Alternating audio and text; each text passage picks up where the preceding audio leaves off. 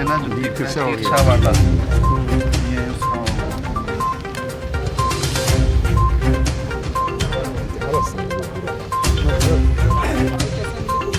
ऐसे किसी को थोड़ी ना मिल जाती है।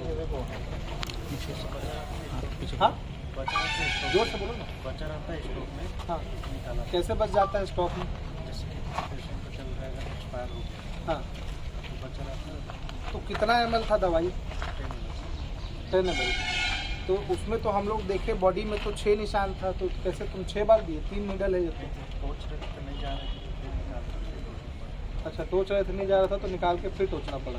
अच्छा, तो तुमको ये कौन करने बोला? जोर से बोलो ना। दिया सर। क्यों बोली थी? तो उनका कुछ जानता नहीं था, लड़ाई वगैरह होता था। प्रिया, क्या कारण था भाई ये स्टेप लेने का? हाँ? अच्छा, तुमको कौन बोला था इसको लाने के लिए? पूरा नाम बोलो ना उसका। विश्वास मोनी विश्वास बोले थे। ठीक है, क्या पैसा भी दी थी तुमको कुछ? होटल वोटल का खर्चा? होटल के लिए दी थी। होटल के लिए दी? ठीक है जी।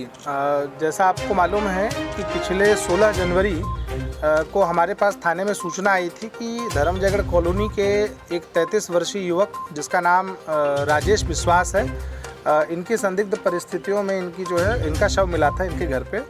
प्रारंभिक पूछताछ के लिए जब धर्मजयगढ़ थाने से टीम गई थी तो उनको परिजनों ने पहले हार्ट अटैक होने का एक संदेह जताया था, परंतु पंचनामा कार्रवाई के दौरान जब बॉडी को देखा गया कपड़ों को हटा करके, उस समय जब हमारी बात हुई तो टीआई साहब स्वयं इसमें पीएम के दौरान जो है वो इसमें उपस्थित रहे और जब बारीकी से देखा गया तो सीने में 6 पंक्चर मार्क्स थे जो कि किसी नुकीली वस्तु, पतली वस्तु, सुई जैसी वस्तु से आना हमको संभव लगा।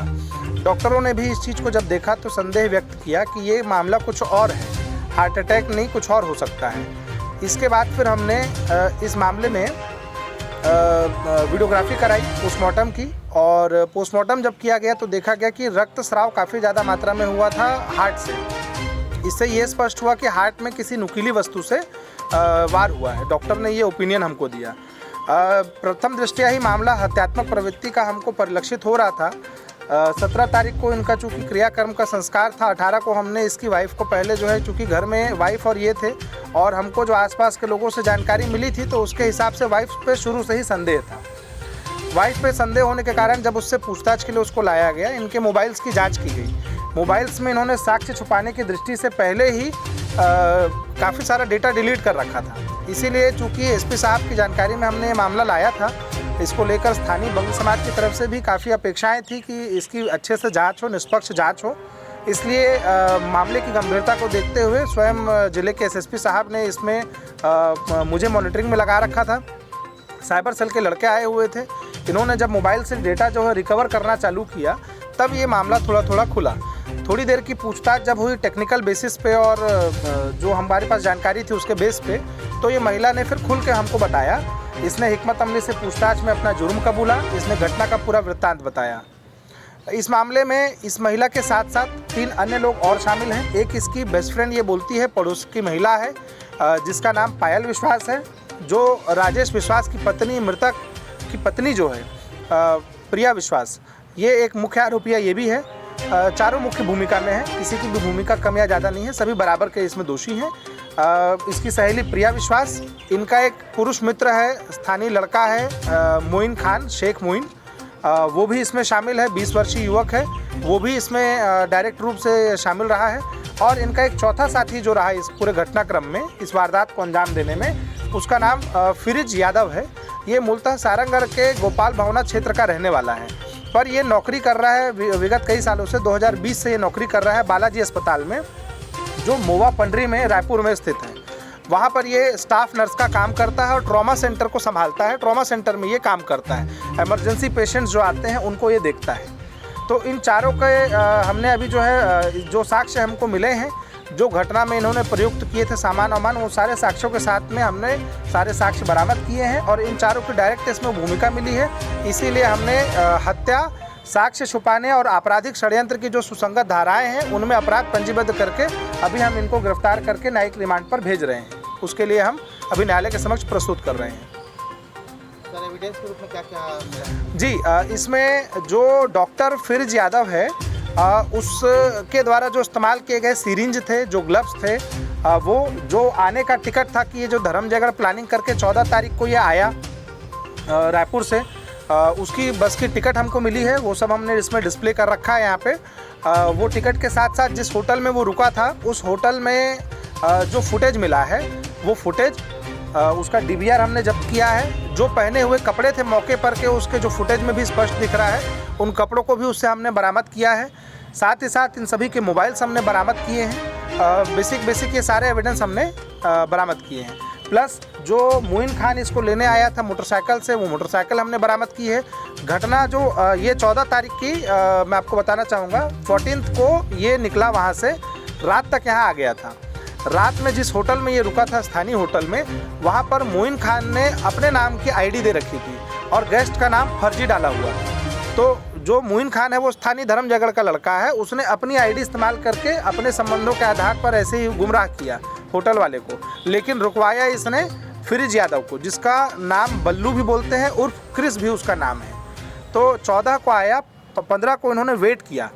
पूरे दिन की राजेश की गतिविधि की सूचना उसकी पत्नी ने व्हाट्सएप कॉल के जरिए, ये लोग आपस में सब संपर्क में रहे और लगातार सूचना देते रहे कि अभी यहाँ गया है, अब आएगा, इतने बजे आएगा। आने के बाद फिर गया है, इस हालत में है, उसकी स्थिति की, उसकी गतिविधियों की सारी जानकारी ये देती रही। और जब वो 11 साढ़े 11 के बाद घर वापस आया, वो नशे की हालत में था, सो गया। उस समय पे इन्होंने बुलवाया, ये लोग गए मोटरसाइकिल से होटल से, मोइन और फिरोज यादव, और ये दोनों वहाँ गए। वहाँ पर पहले से प्रिया और पायल थे। प्रिया जो है उसकी पत्नी, ये तीनों अंदर कमरे में रहे। पायल का काम रेकी करना था। मारने के दौरान में इन्होंने हाथ पर पकड़ा, जब वो होश में आने की कोशिश में आया, जैसा इन्होंने हमको वृत्तांत बताया है। तो इसको पहले जो है इन्होंने जो इंजेक्शन यूज़ किया है, इसके 3 वॉयल इसने पहले से रेडी कर रखे थे। पहले उसने वो 3 वॉयल उसको इंजेक्ट किए। बाद में इत्मीनान करने के लिए, उसकी मृत्यु सुनिश्चित करने के लिए 3 और वॉयल दिए ताकि ओवरडोज हो जाए। जिस समय वो वॉयल दे रहा था, आप देख सकते हैं इंजेक्शन की सिरिंज मुड़ गई है।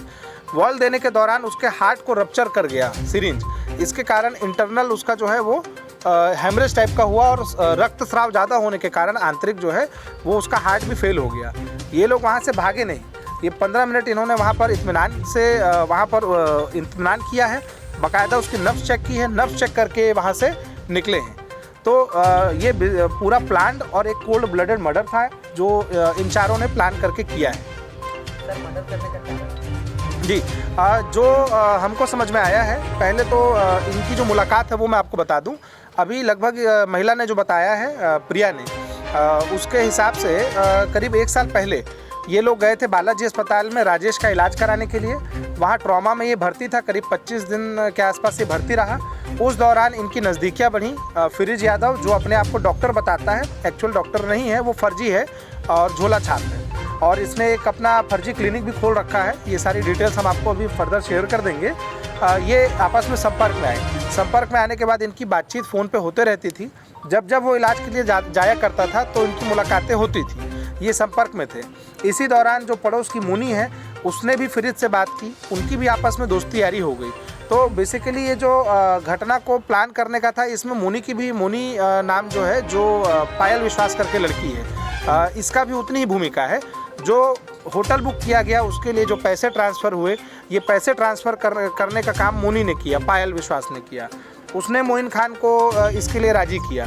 मोइन की डायरेक्ट दोस्ती प्रिया से नहीं थी, मोइन की दोस्ती थी पायल से, और प्रिया के कहने पर पायल ने मोइन खान को, शेख मोइन को, उसको शामिल किया अपने प्लान में।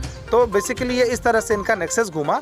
इसका प्रिया का ये कहना है कि मैं जब प्रताड़ित होती थी, मेरा पति जो है उसके साथ मेरे संबंध ठीक नहीं थे, तो जब भी हमारे बीच अनबन होती थी, मैं उन चीज़ों को लेकर अपना जो है दुख, जो है अपनी व्यथा, उसको बताया करती थी फिरोज को, और उसके साथ में मैं शेयर किया करती थी इन बातों को उसके साथ और पायल के साथ, जो उसकी बेस्ट फ्रेंड है। तो इसका ये कहना है कि मैं उससे छुटकारा पाना चाहती थी, इस वजह से मैंने ये सब प्लान किया करके। तो बेसिकली मोटिव ये समझ में आया है। इनका प्लानिंग कितने समय का था? देखिए, प्लानिंग इनकी जो इसने बताया कि ये सोच काफ़ी दिन से रही थी, करीब 2-3 महीने से ये सोच रही थी, लेकिन समहाउ ये आपस में एक एक मत नहीं हो पा रहे थे, सहमति नहीं बन पा रही थी। फाइनली इसने अब जो भी इमोशनल ब्लैकमेल किया हो, आपस में इन्होंने तय किया हो, फाइनली फिर इन्होंने ये 14th को तय किया कि 14th को आएंगे करके, और फिर 14th को वो आया। एक दिन वेट किया, 15 और 16 की दरमियानी रात इन्होंने घटना को अंजाम दिया। उसके बाद ये वापस चला गया। ये नीडल का उपयोग कहाँ से किया जाता है? ये जो दवाइयाँ हैं, जो निडल है, ये सारी जो हमको इसने बताया है फिरोज यादव और बल्लू ने, ये ट्रॉमा में जब काम करता है तो उस दौरान ये बड़ा ट्विस्ट है इसमें। ये जैसे कोई पेशेंट अगर एडमिट होता है और सपोज़ किसी की डेथ हो जाती है, कई बार होता है कि दवाइयाँ उसकी मेडिकल शॉप से इशू करा ली जाती हैं। अब वो डेथ हो गया तो ये उसको कंज्यूम होना बता के ये छुपा लिया करते हैं। इस तरह से इसने ये अरेंज किया है। तो आई थिंक ये क्लियर होगा कि ये नीडल और ये सब उसने अरेंज कहाँ से किया। इसने जो हमें बताया है, इसने वहाँ पर एक अलमारी में जो ऐसी चीज़ें होती हैं जो ये वापस मेडिकल में रिप्लेस नहीं कर पाते, ये ने अगर किसी की डेथ हो गई, ये उसको कंजम्पशन होना बता देता है और उसको इसने जो है स्टोर करके रखा हुआ था एक अलमारी में भविष्य की उसके लिए। वहाँ से इसने निकाल के लाया है ये सब जो केमिकल इसने यूज़ किया। क्या नाम है? वो आपको मैं प्रेस ब्रीफ में फिर शेयर कर दूंगा, केमिकल के नाम वगैरह। तीन तरह का है वो। बेसिकली एनेस्थीसिया जो देते हैं, ये उसी का उपयोग इसने, उसी दवाइयों का इसने किया है। एनेस्थीसिया का जो दवाई होता है उनका प्रयोग किया गया है। सर, इनका पहला प्रयास है कि पहले भी ये लोग ऐसा कुछ? नहीं, अभी तो इनका ये इस घटना की ही हमको जानकारी है। अभी चूँकि इन्वेस्टिगेशन तो जारी रहेगी, तो हम प्रयास करेंगे कि अगर इस तरह के मामले आपके माध्यम से भी जब अब ये प्रचारित होगा तो हम उम्मीद करेंगे कि अगर किसी के साथ ऐसा हुआ हो तो निश्चित तौर पर उस जो तथाकथित फर्जी डॉक्टर है फिरोज यादव, इसकी जाँच की जाएगी। सर, ये मुजरिम चारे थे कि आगे भी और बढ़ते? नहीं, देखिए अभी इन्वेस्टिगेशन में तो हमको क्लियर कट इन्होंने जो बताया है वो मैंने वृत्तांत आपको बताया है। पर जैसा मैंने कहा कि एक इन्वेस्टिगेशन को एक समय लगता है, तो हम इसमें जो साक्ष्य हमको अभी तत्कालिक हमको आवश्यक लगे इनकी गिरफ्तारी के लिए, पर्याप्त साक्ष्य हमने अभी ले लिए हैं। इनके सारे मेमोरेंडम बयान लिए गए हैं जो कि वीडियोग्राफी कराई गई है प्रॉपर प्रमाण पत्र के साथ में। तो हम ये सारे साक्ष्य जो है अभी हमने ले लिए हैं। अगर इनके कॉल डिटेल में या मोबाइल के विश्लेषण में, क्योंकि उसमें समय लगेगा, अगर कोई नया तथ्य आएगा तो हम आपके सामने उसका खुलासा करेंगे। पर अभी जो हमने बताया है, जो इन्होंने हमको दिए है जानकारी और जो हमको साक्ष्य मिले हैं, उसके हिसाब से मैंने अभी आपको डिटेल शेयर की है। और सर, इनके द्वारा साक्ष्य छुपाने का भी कोई प्रयास किया? बिल्कुल, साक्ष्य छुपाने का प्रयास किया गया था। जो सिरिंज आप देख रहे हैं, ग्लव्स हैं, इसको फेंका था, इन्होंने उसको बरामद करवाया है। मोबाइल से डेटा डिलीट किया है। इन्होंने अपने आप को छुपाने का भी प्रयास किया था। ऐसा नहीं था कि इनको हम गिरफ्तार करने गए तो ये तुरंत मिल गए, उसमें भी एक जद्दोजहद हुई है कुछ लोगों के लिए। गिरफ्तारी को लेकर अगर आप चाहें तो बता दूँगा।